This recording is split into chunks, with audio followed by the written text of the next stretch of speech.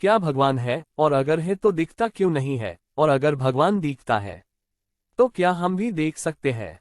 भगवान में आस्था रखने वाले लोग धार्मिक ग्रंथों को पढ़ते और सुनते हैं।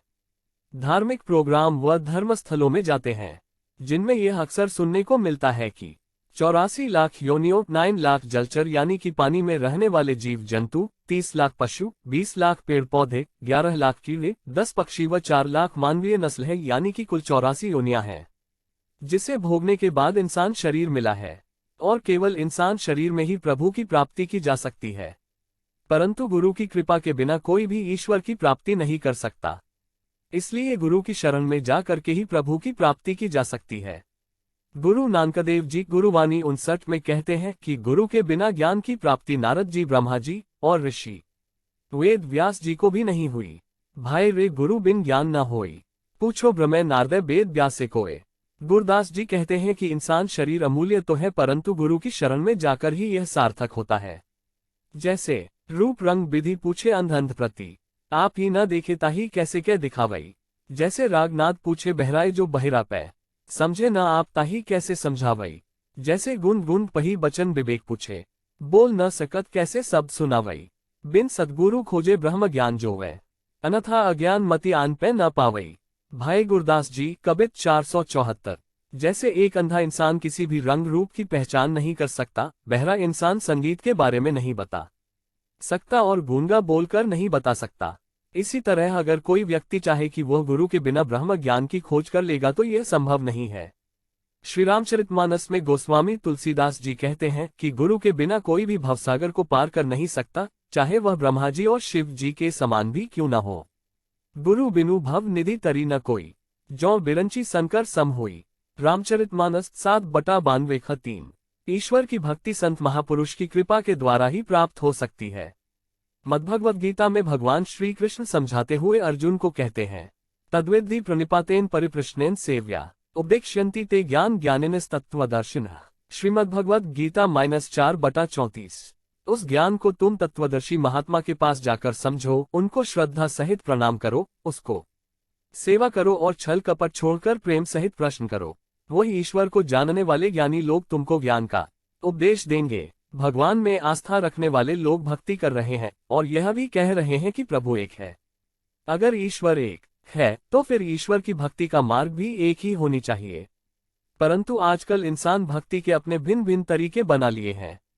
गोस्वामी तुलसीदास जी भी कहते हैं, कलिमल ग्रसे धर्म सब लुप्त भय सदग्रंथ, दम्बेन निज मति कल्पी करी प्रगट किए बहुपंथ। रामचरितमानस 7/97। अर्थात कलयुग में लोग धार्मिक ग्रंथों के आधार पर भक्ति नहीं करते, बल्कि दंभी और पाखंडी लोगों ने अपनी मनमति द्वारा भिन्न भिन्न तरीके बना लिए हैं। वास्तव भक्ति तो उस समय ही शुरू होती है जब एक भक्त अंतर में ईश्वर की ज्योति प्रकट हो जाती है।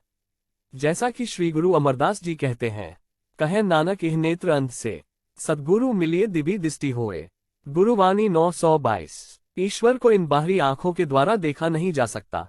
जब गुरु कृपा द्वारा दिव्य दृष्टि प्राप्त होती है तब ईश्वर का दर्शन होता है। बहुत सारे लोग ये भी कहते हैं कि अगर ईश्वर है तो वह हमें दिखाई क्यों नहीं देता। जब तक ईश्वर हमें दिखाई नहीं देगा तब तक हम ईश्वर को नहीं मानेंगे।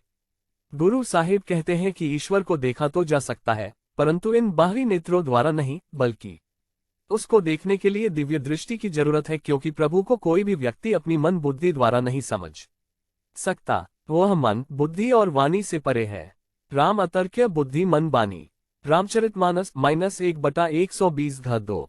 इसलिए ईश्वर को बुद्धि द्वारा नहीं समझा जा सकता। सर्व श्री आशुतोष जी महाराज से एक बार एक डॉक्टर ने प्रश्न किया कि क्या ईश्वर है। महाराज जी ने उससे प्रश्न किया कि आपके पास दिव्य दृष्टि है या नहीं। उस डॉक्टर ने हैरान होकर कहा कि ये दिव्य दृष्टि क्या होती है। तो गुरुदेव आशुतोष महाराज जी ने कहा कि दिव्य दृष्टि से ही ईश्वर को देखा जा सकता है। फिर उस डॉक्टर ने कहा, क्या ईश्वर हर वस्तु के अंदर है। महाराज जी ने कहा कि हाँ, वह प्रकाश रूप में सर्वव्यापक है। ये सुनकर उस डॉक्टर ने कहा कि ईश्वर इंसान के शरीर में भी है। तो महाराज जी ने कहा कि हाँ, वह इंसान के शरीर में भी है। डॉक्टर ने कहा कि मैंने पैर के अंगूठे से सिर तक इंसान के शरीर को चीर फाड़ के देखा है, मुझे तो ईश्वर कहीं भी दिखाई नहीं दिया। गुरु महाराज जी ने अपने शिष्य को कहा कि एक माचिस लेकर आओ।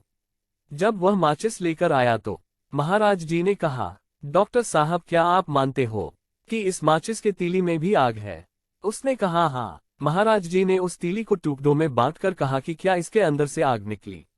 डॉक्टर ने कहा कि आग तो इसके अंदर ही है, परंतु वह किसी विधि द्वारा प्रकट होगी। तब महाराज जी ने कहा कि ठीक उसी प्रकार ईश्वर भी कण कण के अंदर समाया हुआ है और वह भी किसी विधि के द्वारा ही प्रकट होता है।